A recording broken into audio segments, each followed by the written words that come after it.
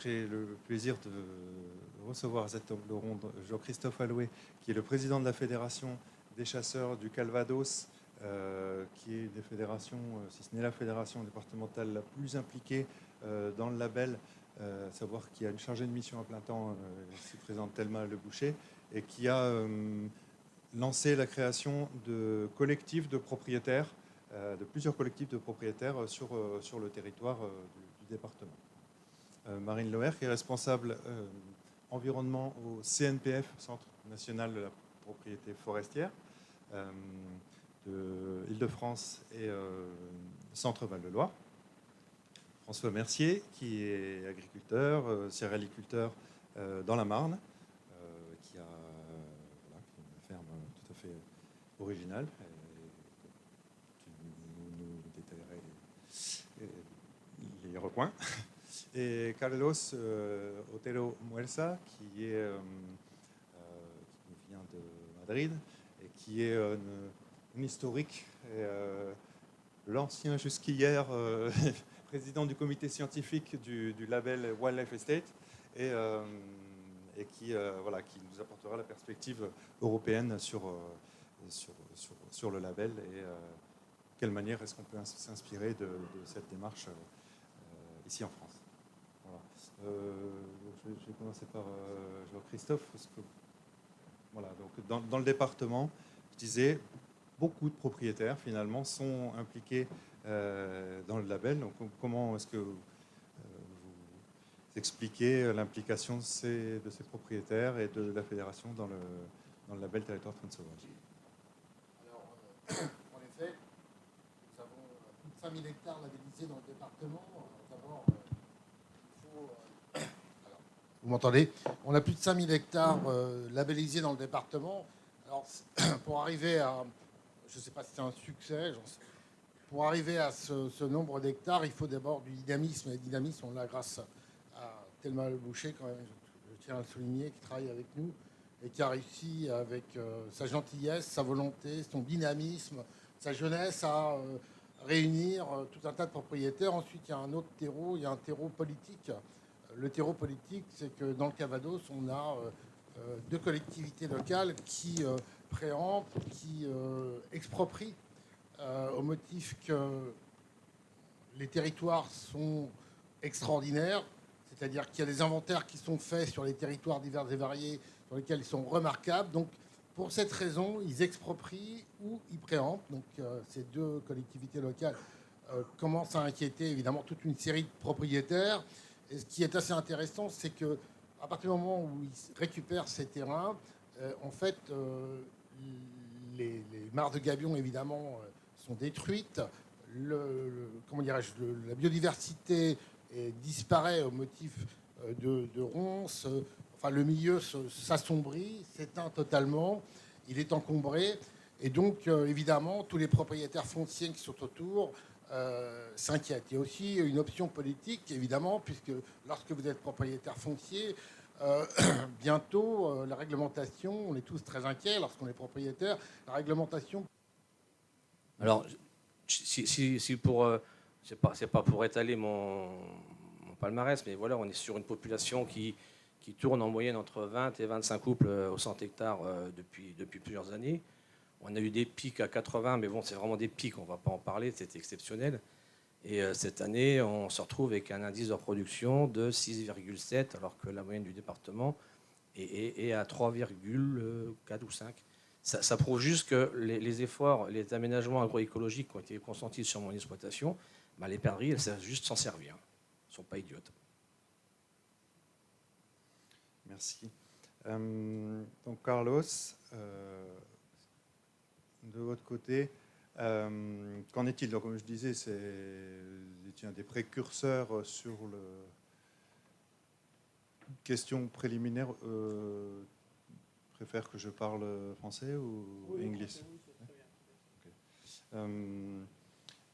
Donc, est-ce que vous pouvez nous évoquer l'historique du label en Espagne, qui a été parmi les pays, qui est toujours le pays dans lequel, profites-en, dans lequel il y a le plus de territoires labellisés, et donc depuis un certain temps. Est-ce que vous peut nous raconter cette histoire, est-ce qu'il y a des spécificités de territoires là-bas, des profils de territoires labellisés espagnols et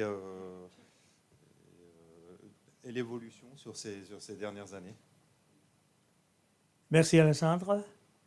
Et bonjour à tout le monde. C'est une grande satisfaction d'être aujourd'hui ici, devant vous. Une grande responsabilité, comme toujours. Mais oui, l'histoire, c'est une belle histoire. C'est une belle histoire qui a été née par des conditions dramatiques.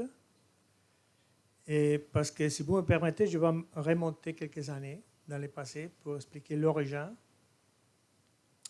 Nous étions en 1982 à Toledo, dans le centre de l'Espagne, et nous sommes dans une situation de menace sur la propriété privée et sur la chasse. Dans ce moment-là, la menace consistait en que la chasse pourrait être interdite en Espagne et plusieurs propriétés, surtout agricoles et forestières, il avait été expropriées à ce moment-là. Alors, nous étions un peu, franchement, préoccupés par la situation. Et nous avons créé une association des propriétés concernées. C'était la première Landowners Organization que nous avons fait en Espagne, qui était dans la région de la Manche. Nous parlons de 1981. Et nous avons analysé entre nous la situation et, disons, l'évolution de cette situation dans le futur. Et nous étions vraiment, vraiment préoccupés. Alors, il y a eu des acteurs providentiels qui sont apparus dans ce moment-là, qui était le directeur général de l'Office national de la chasse française et un gentleman, je viens d'entendre, un gentleman avec une efficacité accréditée, avec une facilité pour les relations humaines extraordinaires et qui nous a reçus généreusement pour, disons, faire quelques réflexions ensemble. Il était M. Jean Servat à l'époque et Jean-François Mahé, très bon ami. Alors, il nous a dit, Carlos, prends quelqu'un et tu viens nous visiter à Paris. Je vais te présenter une personne que malheureusement, j'ai oublié son nom, mais probablement il y aura quelqu'un entre vous qui peut se rappeler. Parce que nous sommes en train de faire une belle promotion de la chasse et des activités de chasse en France. Et sans doute, il avait fait une très belle exposition à la société française. Il a été très bien accepté dans le temps. Et finalement, nous avons arrangé une réunion ici à Paris, et pas loin d'ici, à l'avenue de Bagram. Et ça a été le siège, je crois, dans ce moment-là, de l'Office national de la chasse. Et ces deux acteurs qui ont été derrière le scénario, ils nous ont présenté à ces messieurs. Malheureux que j'ai oublié son nom. J'étais avec le président de l'association espagnole de Landowners, qui était le marquis de Corbera, et moi-même. Nous sommes arrivés de Madrid directement en avion. Nous sommes allés directement à l'avenue Bagram. Alors, nous avons commencé une réunion. Nous avons expliqué à ces messieurs notre situation. Il nous a écouté avec une éducation incommensurable. Il nous a dit, écoutez, c'est midi, on va aller déjeuner, vous allez tous seuls déjeuner, je vais y aller de ma part, et à 1h30, on se rejoindra ici. Okay? Nous avons descendu du bureau de l'Office national de la chasse, nous avons déjeuné, nous avons discuté entre nous, et nous avons rentré punctuellement à 1h30. Et ces messieurs nous ont donné deux conseils, très brefs et très rapidement. Et après, il a disparu. Premier conseil, il était, vous devrez démontrer à la société espagnole que vous êtes la meilleure garantie pour la faune. Pour la faune. et que vous savez comment conserver la faune espagnole. C'est un message que vous devrez envoyer à la société espagnole d'une façon forte et vite, mais avec une démonstration réelle de la réalité espagnole. Et le deuxième, une fois que vous arrivez à réussir avec cet objectif, vous devrez mettre en valeur tous les services que vous avez faits et que vous faites dans les propriétés pour la société espagnole. Comment? Par exemple, l'économie de l'eau, les contrôles du climat. On parlait, dans ces temps, on n'insistait pas de définition de crédit carbone, ou crédit charbon, ou crédit nature, ou crédit biodiversité. Ça a été des mots qui sont arrivés plus tard. Il nous expliquait très clairement qu'il y avait des bénéfices pour la société dans les propriétés privées, qui personne ne les connaissait, et que nous devrions les mettre en valeur. C'était l'histoire. Et finalement, aux années 1992, je crois, on s'est retrouvé avec Thierry Dellescaille à Bruxelles. Et c'est quelques lumières qui a commencé à faire un peu la clarité. Et finalement, nous avons, comme bien expliqué ce matin, Thierry, et on a commencé pour développer ces idées, cette philosophie de Wildlife Estates. Que ça a été plus si facile qu'il paraît, parce qu'on a discuté, on a fait centaines de réunions chez ILO pendant 1900, je dirais, fin du XXe siècle, 1996 ou 1997, jusqu'à 2003, avec des professionnels de l'Office national de la chasse, professionnels chercheurs de l'Université de Karlsruhe, professionnels liés au Game Conservancy anglais, enfin britannique, et beaucoup d'autres collègues qui ils nous ont rencontrés pendant les années. Finalement, on a établi un modèle de projet que finalement, ça a été le Wildlife Estates. Alors, 20 ans plus tard, on voit que ces modèles, ça a été bien établi. Je pourrais dire, il ne faut pas être très enthousiaste, mais ils sont un peu modérés, mais je peux dire que le projet s'est bien consolidé. Et certainement, il y aura un futur pour ce modèle, sans doute. Mais en même temps, je me suis rendu compte, cette matin, cette fois aux rues des Archives, pas l'avenue Bagram, qu'il y aura une deuxième phase pour le projet.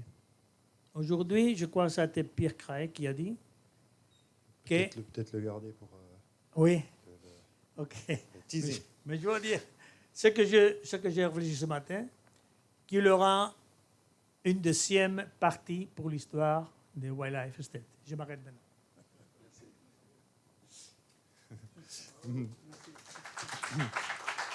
On ne sait pas encore. Christophe, je reviens à vous. Est-ce que vous pouvez nous dire, donc à l'échelle, parce que c'est des territoires calvadosiens, oui, je l'ai bien dit, du Calvados, à l'échelle des collectifs que vous avez créés et animés, qu'est-ce qui se met en place concrètement, en fait, pour pouvoir concrètement, inspirer d'autres territoires? Alors, en fait, nous, c'est exclusivement des zones de marais. J'aurais dû le préciser tout à l'heure, mais j'ai voulu être succinct. C'est essentiellement du marais. Pourquoi? Parce que, en fait, nous avons à peu près 455 mares de gabions disséminées dans 3 marais principaux, celui de la Dive, celui de la Touques et effectivement celui du côté des Digny. Donc, effectivement, ces 3 marais ont beaucoup de particularités. Il y a des mares qui sont en eau. Alors, nous, notre but, notre travail, c'est de laisser en eau le plus longtemps possible de manière naturelle les mares de gabions, de façon à ce que ça puisse avoir une biodiversité, un apport de batraciens, un apport d'oiseaux, d'animaux extraordinaires, de végétation très intéressante. Effectivement, donc on a fait prendre conscience à tous les propriétaires de gabions et tous les ayants droit que c'était une richesse, et ils l'ont bien compris, ils sont très fiers de relever le défi. Donc encore une fois, notre collaboratrice a bien fait sentir toutes les sensibilités qu'on peut avoir en matière d'environnement. Donc ça, c'est un enjeu. C'est aussi gérer les mares qui sont en assec, c'est très important. Gérer les mares naturelles. Il y a eu aussi, vous savez, dans les ASA, un travail colossal qui a été fait, puisqu'effectivement, le partage de l'eau, parce que nous, en fait, on a les apports d'eau avec le flux et le reflux des marées à travers les rivières. Donc il faut gérer l'eau salée de façon à ce qu'elle ne puisse pas impacter effectivement les pâturages. On a eu un travail qui est important aussi avec les agriculteurs, avec le pâturage qui est important, les barres d'effarouchement, enfin tous les outils il y a aussi la lutte contre évidemment les animaux ou les plantes invasives. Donc il y a une sensibilité qui a été mise à peu près à l'œuvre, surtout les adhérents de ce label. Et donc en fait, tout à l'heure, j'ai entendu le sénateur qui m'a quelque part un peu fait sourire quand il dit effectivement il faut produire un crédit de carbone. Bon, ok, j'ai entendu. Donc en fait, tous ces gens-là, depuis des centaines d'années, voire 1000 ans, puisqu'en fait, le travail des moines dans tout le marais de la Dive ou de la Touque a été effectué il y a plus de 1000 ans. Donc ils ont réussi à faire quelque chose. Donc en fait, tous ces gens-là, c'est un peu des monsieur Jourdain. En fait, ils faisaient un bilan carbone positif sans le savoir, quoi, grosso modo. Donc on est ravis aujourd'hui d'apprendre qu'on a un crédit carbone, on ne savait pas, et qu'on continue à le faire. Donc, ce n'est quand même à dire. Alors, il y a aussi un langage ésotérique en matière de biodiversité qu'il faut avoir, qui n'est pas toujours dans le bon sens paysan que je suis, puisque effectivement, j'apprends maintenant à avoir ce langage ésotérique pour pouvoir m'exprimer parmi vous aujourd'hui et être crédible. Sinon, c'est difficile. En fait, nous, c'est que du bon sens paysan qui se transforme avec une volonté collective. Donc, grâce à Téléma, grâce à vous, on apprend pas à pas. Donc, on a fait le premier essai, c'est-à-dire qu'on a un collectif important. Il va falloir qu'on se penche aussi sur le bois et sur les forêts, comme vous nous l'avez dit tout à l'heure. Une fois qu'on va se pencher sur tous ces problèmes-là, une fois qu'on a transformé l'essai, on va se poser les vraies questions, c'est-à-dire qu'est-ce qu'on va faire avec ce que nous avons réussi à faire. C'est-à-dire qu'il va falloir voir le futur, encore une fois, aller un plus en avant. Il va falloir séduire aussi des municipalités, des collectivités locales, beaucoup de choses, de façon à ce qu'ils puissent prendre le train avec nous, puisqu'on l'a fait presque seul. Ils nous suivent maintenant parce qu'ils s'aperçoivent que c'est trop parti, c'est trop bien parti, et que maintenant, ils ne veulent pas rester en reste. Donc, on est très fiers d'avoir réussi à faire ce que nous avons fait sans aucun pouvoir politique. Et aujourd'hui, les politiques voudraient se rallier à nous pour des raisons pseudo-électorales ou autre chose, mais qui viennent, au contraire. Mais on n'oubliera pas que nous sommes débrouillés tout ça. Voilà ce que je voulais laisser comme message. C'est un peu prétentieux, mais voilà. C'est vrai que pour pouvoir participer avec vous à l'inauguration des marais de la Touque et à d'autres, du coup, je suis toujours surpris de l'affluence en fait qu'il y a. On voit qu'il y a quand même un intérêt politique, je veux dire, voilà, des politiques locaux vis-à-vis de ce label. Quoi. Je ne vais pas rentrer dans les détails, mais en fait, il était prévu une double voie, quadruple même, qui puisse traverser le marais de la Touque, qui fait 3000 hectares, qui est un marais merveilleux. Donc on devait faire une transversale qui devait traverser ce marais et le réduire à néant, finalement le détruire totalement. Et ça a été ce qui nous a aidés. C'est là où moi j'ai eu la lumière ce jour-là, c'est qu'effectivement je me suis dit là il faut qu'on fasse quelque chose. Donc il y a eu un collectif de gens qui ne chassent pas nécessairement, d'associations naturalistes, environnementalistes qui sont rejoints à nous, et on a réussi à faire opposition parce qu'en fait on n'est pas contre l'évolution économique de notre département, bien au contraire.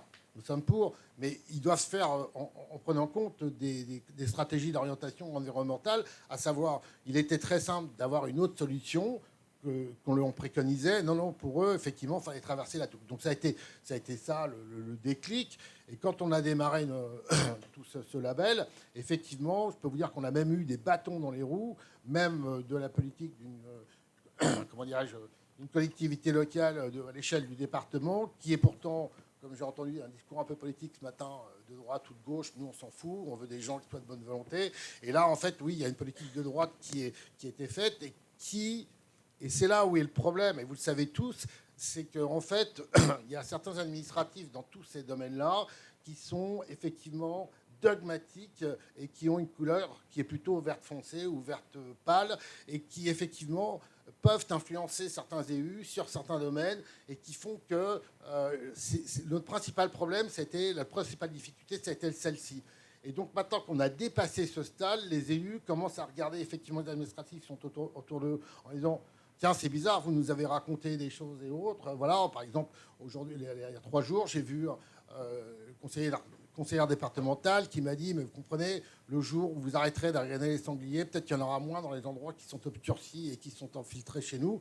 Je dis non, madame, vous parlez d'un autre temps. Le jour où vous arrêtez d'éviter de vider les fossés pour remplir vos gabions, mais ça fait longtemps qu'on a des accords avec les ASA où il y a chacun doit pomper à des heures bien précises, en accord avec l'agriculteur. Enfin, on a fait un travail de fond très important qui a été dépassé de toutes les divisions dogmatiques qu'il peut y avoir de certaines personnes. Donc ça a été notre principal combat. Je ne sais pas si on l'a gagné, l'avenir nous le dira. En tout cas, c'est notre moteur de se battre contre le dogmatisme et l'obscurantisme en général. Voilà. Merci.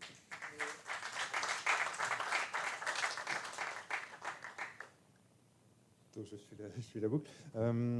Donc Marine, pour ce qui concerne les forêts, donc, vous avez évoqué les outils qui sont à la disposition des propriétaires.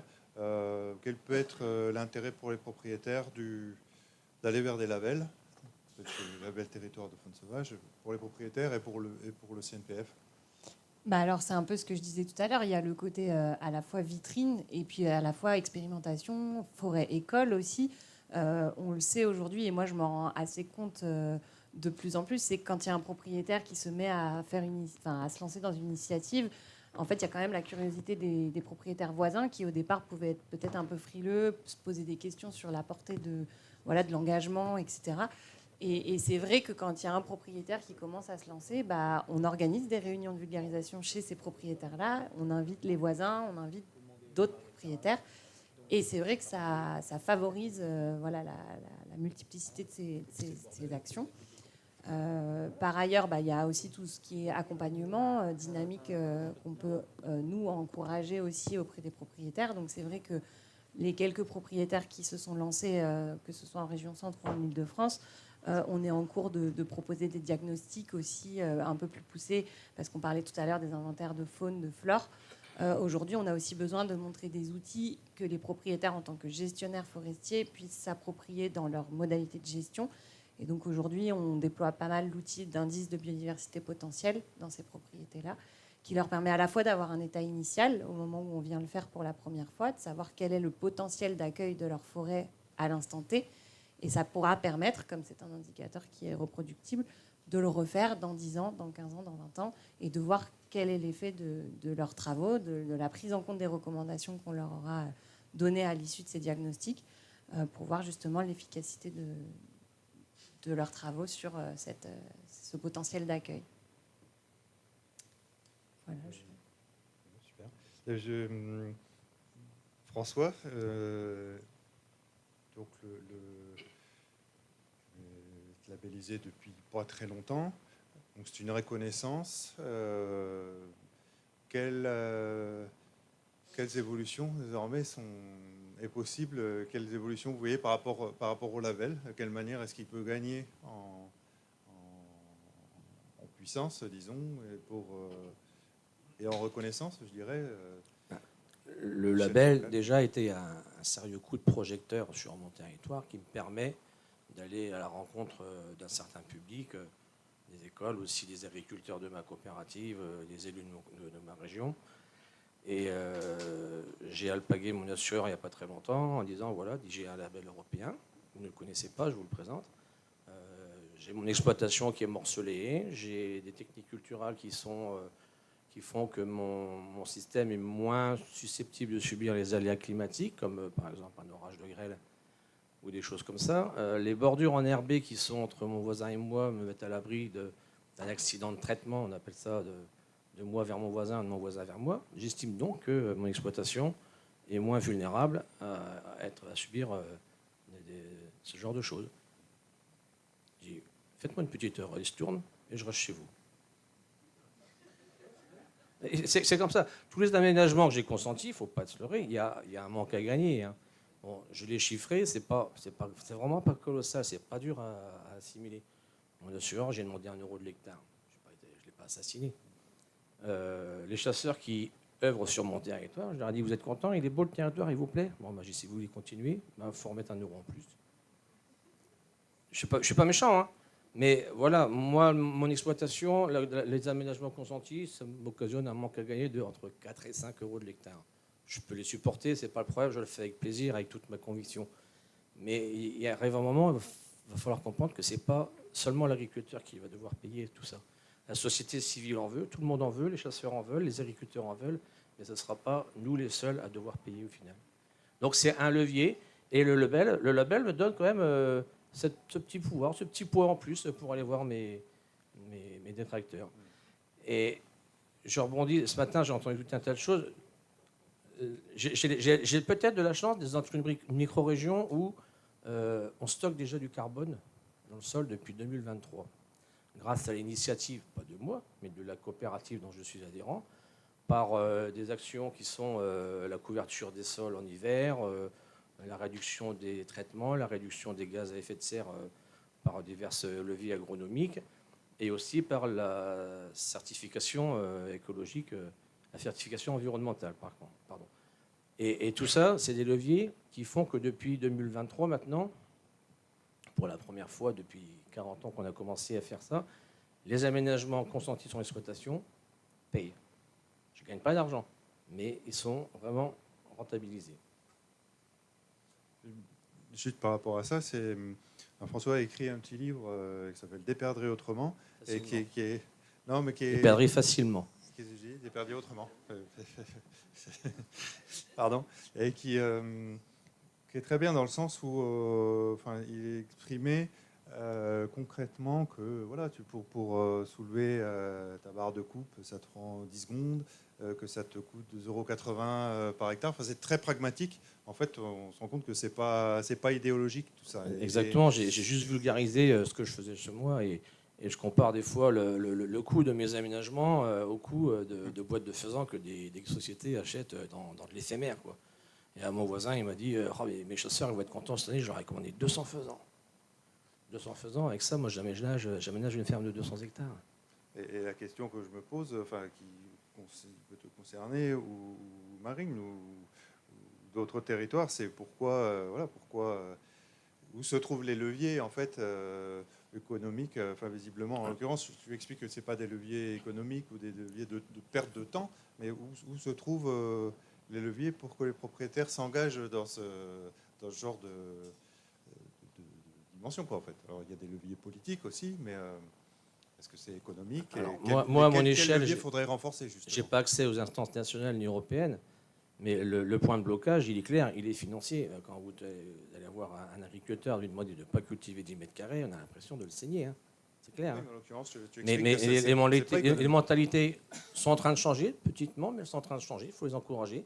Il y a le programme de ma coopérative qui est en route, il y a le label qui existe aujourd'hui, il y a la certification environnementale qui aujourd'hui était reconnue par l'État. On avait un crédit d'impôt, je ne sais pas si ça va durer. Mais voilà, toutes ces choses-là, elles sont en route, elles fonctionnent et il faut les mettre en avant et les montrer, je pense. Peut-être, Carlos, tu vas aborder la seconde phase et nous éclairer justement sur ces leviers. Qu'est-ce qu'il faut renforcer pour le label pour qu'il soit plus fort, plus utile pour les propriétaires et plus impactant dans les politiques publiques? On a vu avec satisfaction que, point de vue de gestionnaire du territoire, nous faisons les choses convenablement. En Espagne, il y a, ce sont des chiffres intéressants, il y a 33 000 chasses gardées qui couvrent presque 45 millions d'hectares. C'est-à-dire tous les propriétés privées, presque toutes les propriétés privées, ils sont des chasses gardées. pas seulement pour qu'ils chassent ou pas, mais avoir ces dénominations chasse gardée, ça leur donne quelques protections légales en face d'intrusisme ou furtivisme, enfin, des voleurs aussi. Et c'est une question aussi de sécurité. C'est-à-dire, pas dans les 33 000 chasses gardées, on chasse tout le temps, mais au moins ils sont bien gérés, parce que c'est exigé par la loi. Si tu signes, si tu reçois l'approbation de ton plan de gestion, tu dois faire la gestion après, même si tu ne chasses pas. Alors, il faut dire que nous faisons les choses bien. Il y a, je ne sais pas, peut-être 6,5 millions d'ungulés sauvages en Espagne. Il y a des espèces qui avant étaient vraiment en danger, qui sont très abondantes. On parlait hier des vautours, les griffon vultures, les vautours, je ne sais pas les noms en français, c'est les vautours les plus communs, les griffon vultures. Nous avons plus de 75 000, 75 000 individus en Espagne. Et il y a beaucoup d'espèces qui sont très abondantes, qui représentent maintenant une menace pour la santé dans la nature ou des exploitations. Non? À la fois, tous les gouvernements de différentes régions espagnoles, ils ont établi des subsides généreux pour la faune. Mais le problème, c'est que nous ne sommes pas très codicieux, nous sommes plutôt généreux. Mais il y a des chasseurs de fonds très efficaces qui ne sont pas nous.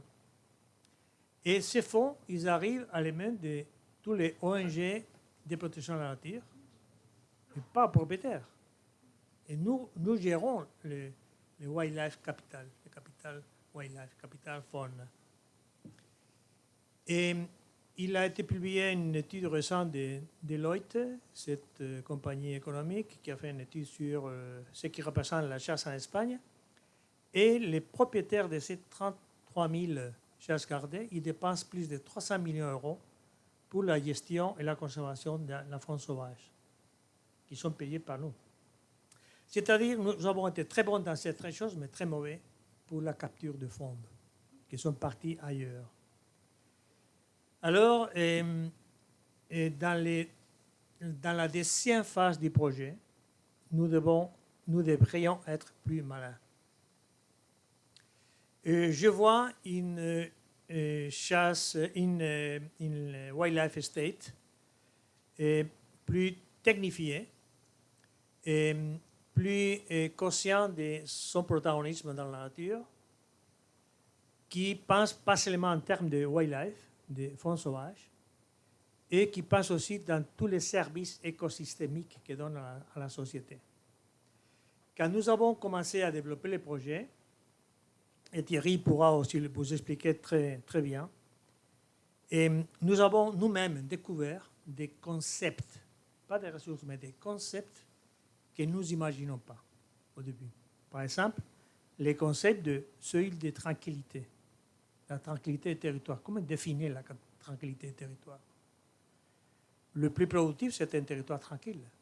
On doit donner une note là-dessus, c'est vrai, dans l'évaluation, et de dire que c'est pas facile, en fait. C'est pas facile, mais c'est un peu hétéro. Parce que tu dois faire des recherches d'informations pour mesurer ton seuil de tranquillité. Sans tranquillité, il n'y aura pas de wildlife. Et avec tranquillité, tu auras l'occasion de l'avoir. Mais aussi les bilans faunistiques, ou la biodiversité équivalente, ou les espèces proies, les faunes, espèces proies indicateurs, ont tellement de concepts différents que nous avons introduits dans les projets et que maintenant nous gérons de façon très, très normale. Mais ils étaient des concepts au début tout nouveaux pour nous. Non? Dans la deuxième partie du projet, disons la nouvelle génération, la génération 2 du projet, le Wildlife Estate Number 2, ça seront des projets plus sophistiqués. Parce que nous devrons aussi penser dans les nouvelles ressources qui apparaîtront, crédit nature ou crédit biodiversité, Les clés charbon, il faut oublier, parce ils ont déjà été contrôlés de façon aussi très efficace, pas pour nous. Hein.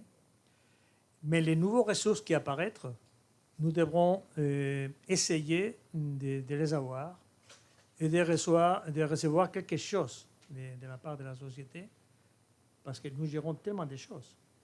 La lamination des inondations, l'infiltration de l'eau dans le terrain, et la conservation des sources naturelles, et la définition des nouveaux forêts résilients au feu. C'était un nouveau feu, hein. Ce n'est pas les incendies anciens. Il y a des nouveaux incendies avec une intensité violente toute nouvelle qui vient d'arriver et que nous venons de connaître récemment. Il faudra faire des choses vraiment originaires et nouvelles. Non? Je suis très optimiste parce que de la même façon que nous avons réussi avec la première partie du projet, je suis sûr que d'ici à quelques années, nous pouvons nous réunir de nouveau dans ces salons pour analyser, disons, les choses que nous avons faites. Et je peux vous garantir que nous réussirons de la même façon que nous avons réussi dans la première partie. Merci. Cher Christophe, votre regard en tant que président de fédération, animateur de collectif, sur les bénéfices qui pourraient être en faveur des propriétaires engagés dans ce label. De quelle manière quels sont les leviers, les bénéfices possibles, d'après vous, sur lesquels il faudrait travailler? Encore une fois, ce sont des leviers politiques. La plupart des gens que nous rencontrons sont assez terrorisés par l'avenir de la propriété foncière. Donc ils réagissent et ils essayent d'anticiper les problèmes de notre société, à savoir l'évolution de la biodiversité, pour qu'elle puisse être mise en avant. En plus de ça, tout d'un coup, ils se transforment en acteurs grâce à ce label. Et en se transformant en acteurs, tout d'un coup, les motivations arrivent. On ne les prend plus pour des gens qui sont juste là à payer des impôts fonciers, à se taire du matin au soir et avoir tout un tas de responsabilités qui peuvent leur tomber sur la tête. Donc oui, les perspectives sont extrêmement intéressantes. Je pense qu'on ne fait pas ces démarches-là uniquement pour faire cocorico. Donc ça me paraît essentiel, l'évolution de ces choses-là. Maintenant, encore une fois, il va falloir transformer les essais. C'est pas une gageure. C'est extrêmement important. Oui, on a un trajet qui est assez encourageant, puisque Thelma, en l'espace ça fait combien de temps, Thelma, que vous êtes avec nous? 2 ans, 2 ans et demi. En 2 ans et demi, elle a récupéré 5200 hectares. Vous vous rendez compte? C'est fou, quoi.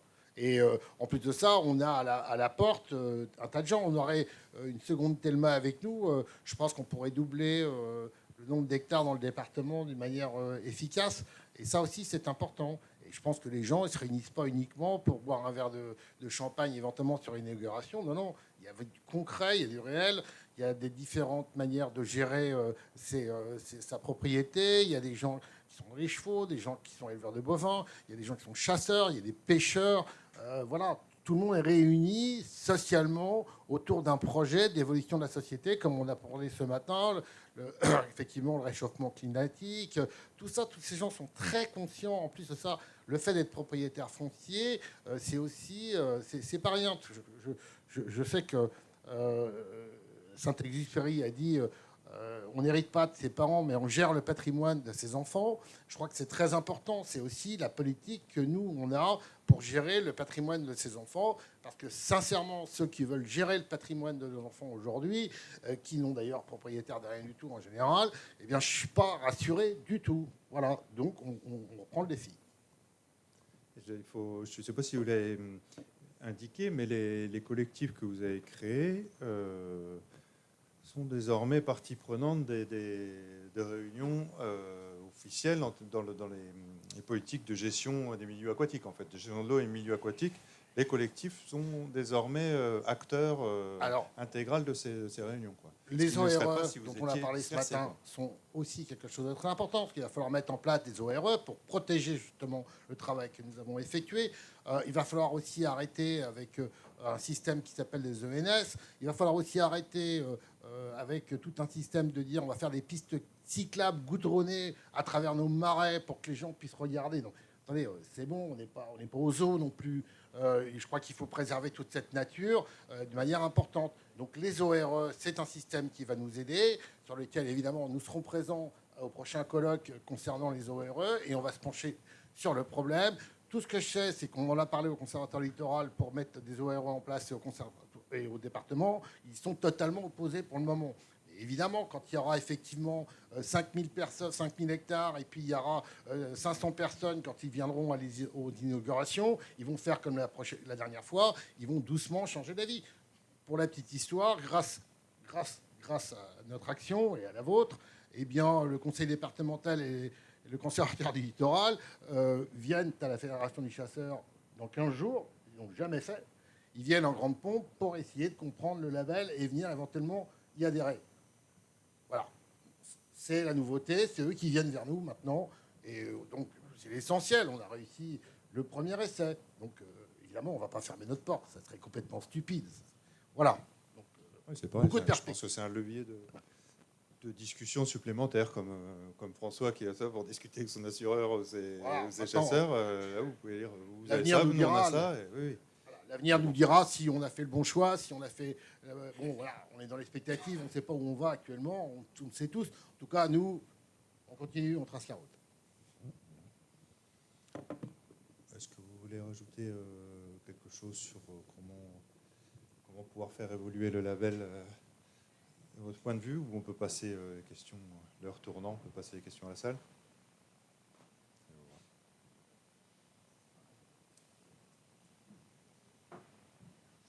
Alors, est-ce qu'il y a des questions dans la salle?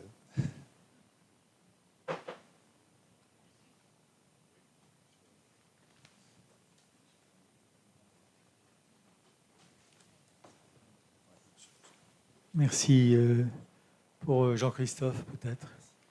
Le Conservatoire du littoral, comme le Conservatoire des espaces naturels, sont des associations entièrement subventionnées. C'est donc de l'argent public. Est-ce que ce n'est pas le moment, dans notre période difficile de trésorerie nationale, de dire stop, arrêtons, donnons les territoires qui sont disponibles à des propriétaires investisseurs qui sont prêts à s'engager sur un programme, sur un cahier des charges. Ça existe. Il y a des investisseurs qui sont très écolos, entre guillemets, et qui seraient prêts à investir sur les territoires, ils sont chasseurs ou non, c'est pas ça le problème. Et je pense que c'est peut-être en ce moment qu'il faudrait monter au créneau, vu qu'il n'y a plus de sous, pour dire arrêtez je parle dans le 76, je connais très bien le territoire du 14, j'y vais très souvent et je suis ravi d'y aller. Dans le 76, le Conservatoire des espaces naturels n'a plus un rond.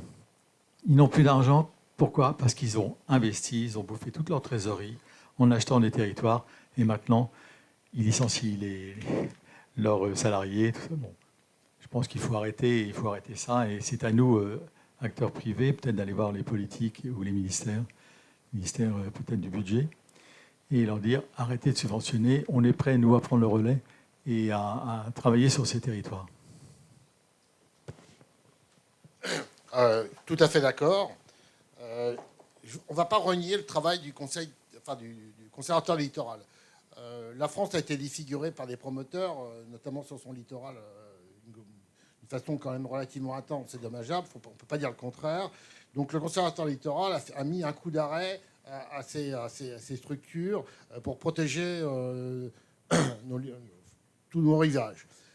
Aujourd'hui, le conservatoire du littoral dépasse, à mon avis, mais c'est un avis tout à fait personnel et qui ne regarde que moi, a dépassé un peu ses prérogatives maintenant en allant dans les marais, puisque eux, ils vont maintenant bien jusqu'à 100 km au-delà du littoral. Ils dépassent leurs prérogatives, si vous voulez, en confiant la gestion à des organismes qui sont, comme je le disais tout à l'heure, comment dirais-je, organisés par des gens qui n'aiment pas la chasse, qui n'aiment pas non plus la biodiversité et qui sont tout à fait arriérés. À mon avis, ça c'est très violent dans mes propos, mais c'est une constatation. Et je connais tout un tas de propriétaires qui sont encore propriétaires sur le littoral et qui sont propriétaires dans les raisons depuis plusieurs générations et qui font une espèce de gymnastique lorsqu'il y a effectivement une succession pour conserver leurs terres de façon à ne pas être préemptés par le littoral.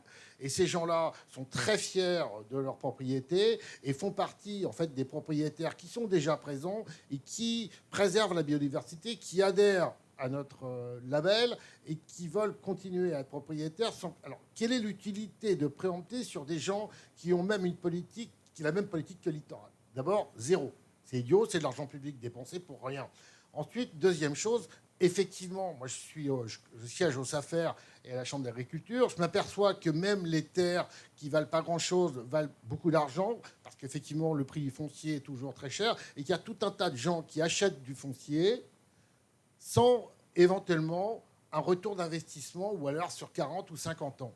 Donc acheter du foncier aujourd'hui, de toute façon, ce n'est pas forcément un investissement, même à court terme, même à moyen terme et à très très très long terme. Donc oui, il y a tout un tas de gens qui sont prêts à acheter du foncier et à préserver la nature et à faire ce travail sans être obligés de faire comme le conservateur littoral avec cette politique qui est quand même difficile. Moi, je vais vous dire un truc. Moi, je sais que quand on a une installation de gabion de 3-4 générations de gens qui y vont dedans, des gens simples qui n'emmerdent personne, et puis que tout d'un coup, on vient leur prendre leurs clés, mettre un coup de bulldozer sur cette installation, il y a une souffrance humaine qui m'émeut. Cette souffrance, elle est valable pour plein de choses. Mais vous voyez ces gens, ces pauvres gens repartir les mains dans les poches, regarder une dernière fois avec la larme à l'œil, cette marque qui a été arrachée, cette hutte qui a été détruite, et ces gens qui étaient des braves gens, qui emmerdaient absolument personne. Et là, vous avez 3-4 personnes qui sont là et qui regardent d'un air amusé partir ces pauvres gens qui ramassent leurs 3 pauvres canards et leur machin. Donc moi, ça m'a révolté. C'est mon moteur. C'est mon moteur. J'en ai pas d'autre. Donc oui, je suis contre cette politique qui est menée actuellement, qui est une politique dogmatique, je le répète, et qui va à l'inverse des valeurs que moi j'ai apprises et que la plupart des gens dans le monde rural ont viscéralement collé aux tripes.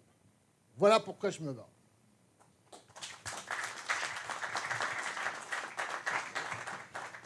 Oui, bonjour, Jean-Marc de Royère, je suis là, je suis propriétaire en Dordogne.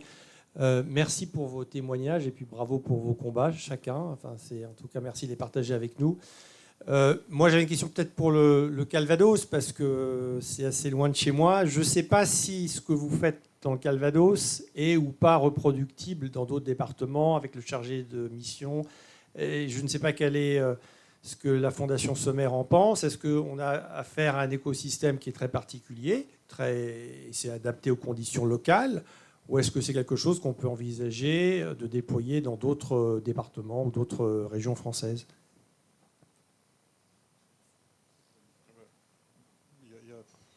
Vas-y, François, je t'en prie. Oui, je vais peut-être répondre comme ça t'évite de faire et le panel et la salle.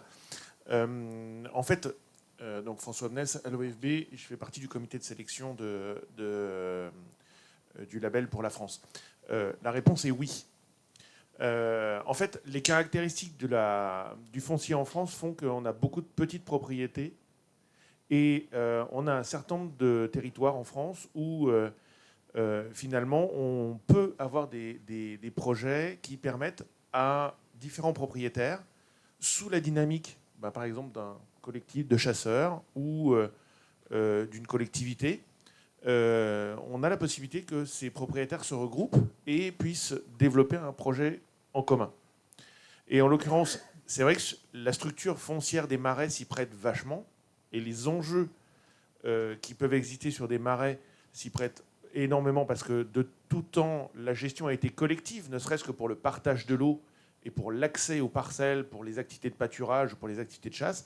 Donc, intrinsèquement, c'est quelque chose qui existe.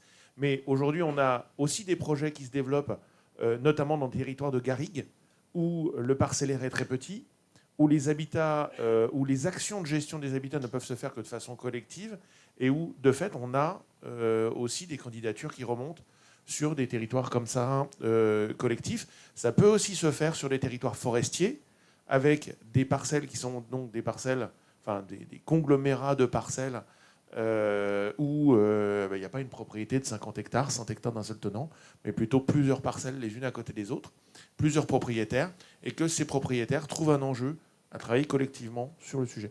Donc oui, c'est complètement possible de pousser ces démarches collectives assez spécifiques de la structure du foncier en France. Et justement, au niveau du comité de sélection, on réfléchit à la bonne façon d'appréhender ces dossiers qui, pour nous, sont quand même super intéressants parce que ça traduit une dynamique de territoire qu'au sein du label, on trouve très intéressant de valoriser. Et pas seulement le limiter à des propriétés un peu carte postale, un noyau, 15, 20, 50, 150 hectares d'un seul tenant. Si on veut que ce soit démocratique, entre guillemets, c'est-à-dire que ça puisse toucher le plus de territoires possible, il faut qu'on soit aussi prêts, nous, à travailler sur une structuration de la propriété forestière, de la propriété foncière, qui est plus diversifiée, plus morcelée. Mais tous les dossiers de ce type-là sont bienvenus et on a commencé à réfléchir justement à l'aspect cartographique, la façon de formaliser ce collectif pour que ça puisse s'inscrire dans la durée et être cohérent avec les attentes du label au niveau européen.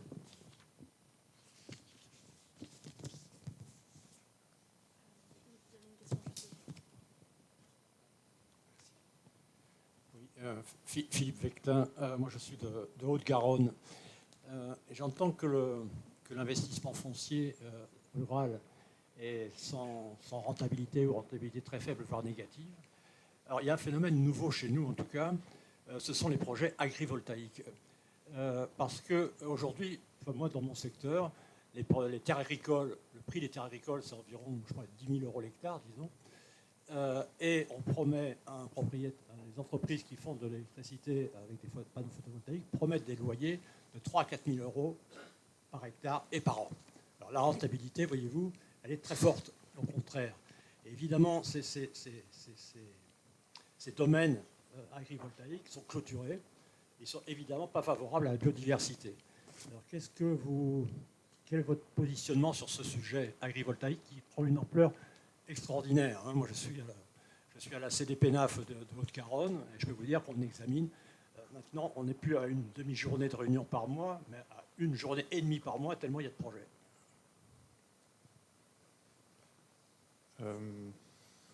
Alors, je suis pas, à ma connaissance, je ne crois pas qu'on ait de territoire labellisé sur lesquels il y ait des projets photovoltaïques ou agrivoltaïques. Je dirais a priori que le label promeut la coexistence d'activités socio-économiques et conservation de la nature.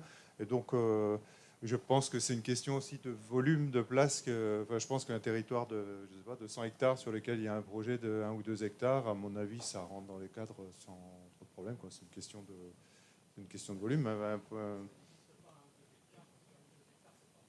Oui, bon, 4-5 hectares. Enfin, donc, je ne pense pas que ce soit incompatible, en fait, je dirais, a priori. Comment ?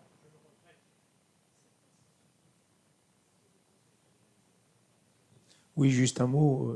Le label Territoire de faune sauvage n'est pas fait pour lutter contre des politiques de développement économique. Ce qu'il faut arriver à faire, c'est un peu un lieu commun que je vais dire, c'est vraiment à concilier les deux et à minimiser les impacts. Et à part les revenus qui peuvent être générés par des activités économiques sur des exploitations peuvent éventuellement être réinvestis dans la faune sauvage et la biodiversité, quoi.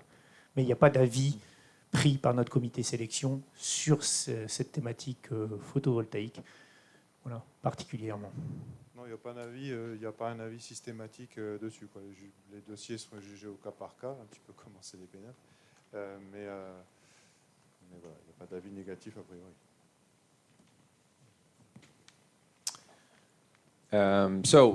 Jean-Christophe, question to you. Up here.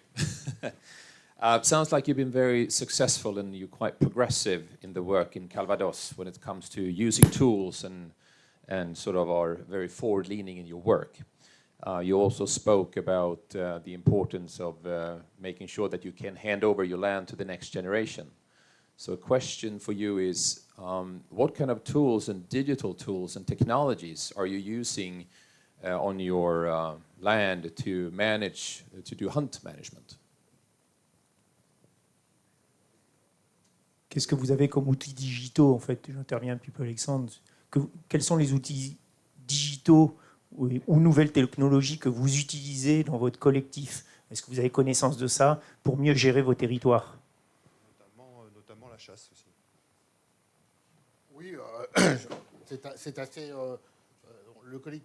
toute la connectique pour faire fonctionner ce système, c'est ça? Oui, par exemple, la gestion de l'eau, est-ce que vous avez des nouvelles technologies? Est-ce que vous avez des technologies alors, les nouvelles particulières? technologies, c'est des technologies d'avenir, c'est-à-dire le solaire, par exemple, pour pomper. Donc, évidemment, le plus important pour nous dans la gestion de l'eau, c'est d'arriver à garder en eau un maximum de mares, effectivement, dont l'intérêt n'est plus à démontrer. Ces maximum de mares ne doivent pas se faire avec, effectivement, au déficit des agriculteurs pour le pâturage, qui ont besoin d'eau dans leur fossé pour, nourrir leurs bêtes, si tant est qu'ils ne puissent pas avoir certaines maladies, comme vous connaissez, qui sont mises par les ragondins et qui empêchent, qui sont interdites, évidemment, pour le pâturage. Donc, évidemment, il y a ça, donc le respect mutuel. Tout à l'heure, vous avez expliqué qu'effectivement, le marais était déjà de nature un travail collectif. Vous avez tout à fait raison, c'est exactement ça. Donc, maintenant, les énergies nouvelles, c'est, encore une fois, plus s'impliquer dans la collectivité et le respect des uns et des autres. Ça, on a bien réussi, je pense. Et puis la seconde chose, c'est les technologies nouvelles. C'est effectivement le faucardage avec des technologies qui sont assez rapides, qui ne sont pas destructrices du milieu. Donc ça, c'est important. C'est là-dessus qu'on va travailler. Et ensuite, la seconde chose, c'est effectivement tout le pompage qui doit se faire à des heures déterminées, de manière solaire, pour éviter toutes les nuisances, pour éviter effectivement des dépenses, parce qu'on a un crédit carbone important, maintenant que je le sais. Je ne voudrais pas qu'on dépense inutilement, parce que je fais attention à mon portefeuille. Donc on fait très attention à tout cela. Donc on va mettre en avant ces technologies solaires pour améliorer notre système et pour ne pas, disons, faire disparaître certains milieux très fragiles au niveau de la biodiversité. Maintenant, le gros problème que l'on a, tout à l'heure, il a été évoqué, lorsqu'on a des couples nicheurs de martins-pêcheurs sur certains mares et que vous les voyez disparaître parce que certaines espèces animales qui sont protégées sont intensivement présentes sur cette mare et qui, effectivement, détruisent ces nids et en même temps peuvent attraper... Voilà, on a un problème de déséquilibre de la faune dont il faut bien se rendre compte. Donc, le fait d'avoir classé les autres certaines espèces ne suffit pas. Il faudra essayer de développer avec intelligence, comment dirais-je, cette notion. Et alors là, je pense que là, on est mal parti parce que politiquement, aller expliquer qu'il faut aller tuer un cormoran parce qu'il nous... Voilà, et ça va être très difficile à faire passer, même s'il y a des quotas annuels qui sont sans cesse remis en cause et que le Conseil d'État dise que c'est l'inverse, etc.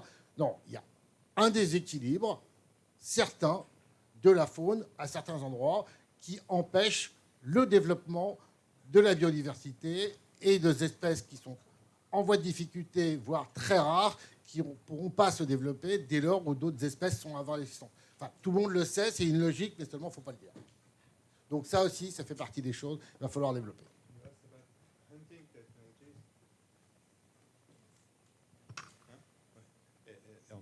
En termes de management, enfin d'utilisation d'outils technologiques pour la gestion de la chasse. Alors évidemment, il y a quelque chose qui est très à la mode pour toutes les fédérations de chasse, c'est des drones thermiques. Vous avez tous entendu parler. Donc on a un drone thermique, on va sauver 3 chevreuils, on est applaudi, tout le monde est content, et la télé passe, et on a une image qui est formidable. Maintenant, s'il faut qu'avec les drones thermiques, on aille... Enfin, je suis désolé, je ne devrais pas dire tout ça, mais les drones thermiques, c'est très bien. Ça permet, nous, on a une réserve, on a 120 hectares qui appartiennent à la Fédération des chasseurs. Nous sommes très fiers. On a une gestion, je pense, exemplaire. Donc on ne peut pas, les paysans qui fauchent les 120 hectares avant la fauche, nous on passe notre drone thermique pour essayer de savoir s'il n'y a pas un chevreuil à sauver, s'il n'y a pas un lièvre à sauver, c'est ce que nous faisons. Bon, voilà, maintenant, il faudrait 40 ou 50 techniciens dans le département, le même jour, au même endroit, quand tout le monde a décidé de faucher pour éviter de sauver le chose. Bon, ça fait des choses qui sont technologiques. Il y a aussi tous les groupes WhatsApp, et c'est important, parce que tous les groupes que l'on fait, les gens, ça fait des communautés de gens qui bougent, qui vont ensemble. Et ça aussi, c'est de la communication qui est importante. Il y a aussi la communication que l'on fait. Les fédérations de chasse, aujourd'hui, il y a 10 ans et aujourd'hui, mais ça n'a plus rien à voir. Ça n'a plus rien à voir. Aujourd'hui, c'est une ruche, les fédérations de chasse. On va dans tous les sens. Tout à l'heure, quelqu'un m'a dit, mais qu'est-ce que vous faites pour tel truc? Est-ce que vous chassez telle chose? Mais j'ai dit oui, certainement. Qu'est-ce qu'on fait dans une fédération de chasse? On gère les priorités. Et la biodiversité en fait partie. Enfin, nous, dans notre département, on a décidé de relever ce défi. Maintenant, moi, je jette l'anathème sur personne. Il y a d'autres vérités, il y a d'autres priorités dans d'autres départements, sur d'autres sujets. Voilà. Nous, on met effectivement tous les efforts dans ce domaine. Alex, may I come back on the solar power panels not being good for biodiversity? I'm Amanda. I'm running the label in England. And I don't think it should be either or. It should be both as well as, if there is good design. So I'm working with a company on solar panel fields where they are positioned so that you can still graze. And the grazing obviously improves soil health. The panels themselves shade the land so that if you are suffering climate change and it's getting drought, then actually the shading is improving the longevity of the vegetation under there. And if you actually monitor the soil health, it is actually, you can prove that you can improve the soil health with solar panels. So you don't have to have either or. Multiple land use is really important, and we shouldn't turn it from one to another. We're looking for diversity, and good design will bring us that if we have a good baseline and we monitor it and we can prove it, which is what the label is about, continuous improvement. Amanda, qui vient d'Angleterre. Je peux faire une petite traduction.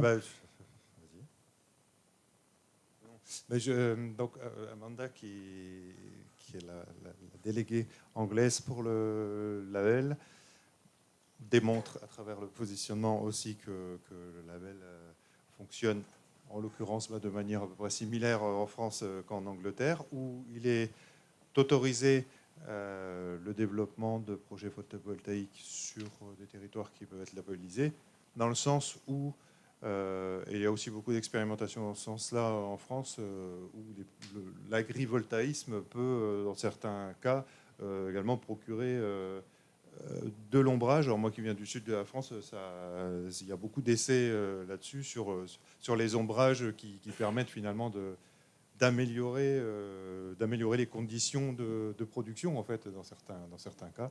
Là, en l'occurrence, c'est sur de l'herbe. Et les conditions de biodiversité. Voilà. Donc, l'idée étant de concilier les deux, voilà. L'idée étant de concilier les deux. Voilà. Je pense faire qu'on aussi en du est pâturage. aussi au début d'un cycle par rapport à ça. Quand même. Je pense qu'il y a encore beaucoup d'expérimentations à mettre en place. Alors pour les éoliennes, oui, ça semble quand même avoir plus d'impact a priori. Alors c'est pareil, on n'a pas de territoire labellisé avec des éoliennes. J'ai pas trop envie d'en avoir à juger, à vrai dire, mais c'est quand même là, c'est quand même. Oui, c'est quand même costaud, quoi. Oui. Bah, après, quand elles sont, ça dépend où elles sont installées aussi, quoi. En fait, effectivement, si elles sont mal installées, la justice vient d'en faire retirer une dizaine juste au-dessus de Montpellier aussi, parce qu'elles étaient vraiment mal, et que la LPO, en l'occurrence, a pu démontrer que c'est un désastre pour la vie faune locale, quoi. Ah, pardon. Non, mais c'est bon. Non, pardon. Y a-t-il d'autres questions? Il y avait le monsieur qui avait demandé. Je vous passerai la parole après.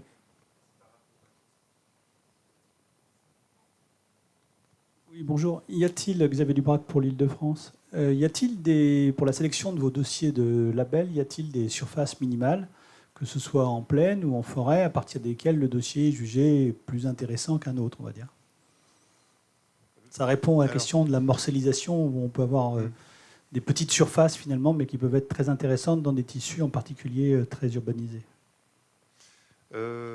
a priori, il n'y a pas de surface minimale. Le plus petit en France fait moins de 7 hectares. Ouais, donc c'est quand même tout petit déjà. Et on n'a pas eu plus petit. Après, ce qui importe, c'est le management avant tout, enfin la gestion du territoire. Après, au bout d'un certain temps, on devient vraiment tributaire de ce qui se fait autour et on perd un petit peu les caractéristiques. C'est juste une mare, je veux dire, au milieu d'une plaine agricole, ça a vraiment de sens aussi, quoi. Donc, il y a a priori théoriquement pas de taille minimale, mais après la commission, donc c'est un jury de sélection en fait qui est composé des partenaires et voilà qui réfléchit sur la base d'un questionnaire et d'une grille d'évaluation qui est en ligne, enfin tout est transparent. Dessus, a priori, il n'y a pas de taille minimale. Je voudrais ajouter un truc sur les panneaux photovoltaïques en fait, que vous avez parlé tout à l'heure. Moi, je suis dans une zone où je ne serais pas trop pour, parce que d'un point de vue pollution paysagère, je ne suis pas pour. Je suis en montagne. Et j'ai discuté avec la Haute-Vienne, qui est un département agricole, avec beaucoup d'élevages qui se cassent la figure, en fait. L'élevage ne tient plus.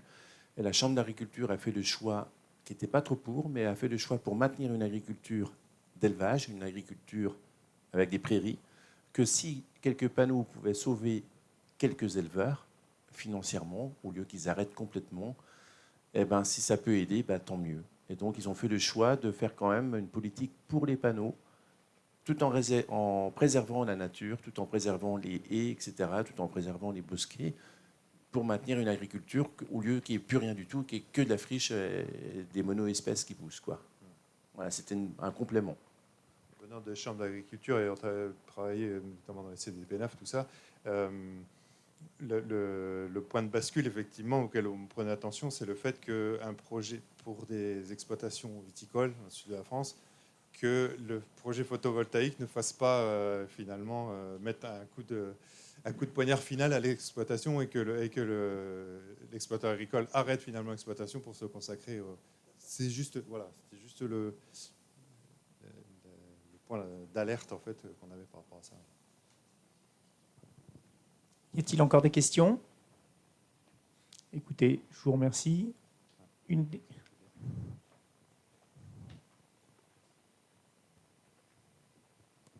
Hello, my name is Pilla, and this thing is empty, so I haven't understood what you replied before. So I have a suggestion for European landowners. I'm coming from Estonia, and we are working together with landowners that have also solar panels as well as windmills. And I have a suggestion that maybe we could start to think about solar panels and windmill areas as semi-natural meadows themselves, because 100 years ago, we produced the energy for our vehicles, which were then our horses, with those meadows.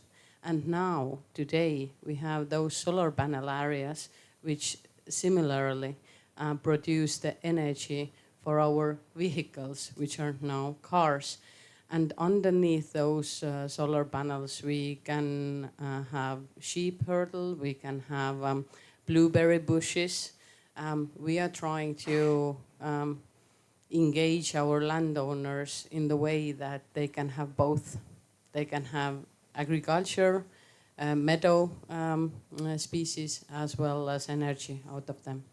Thank you.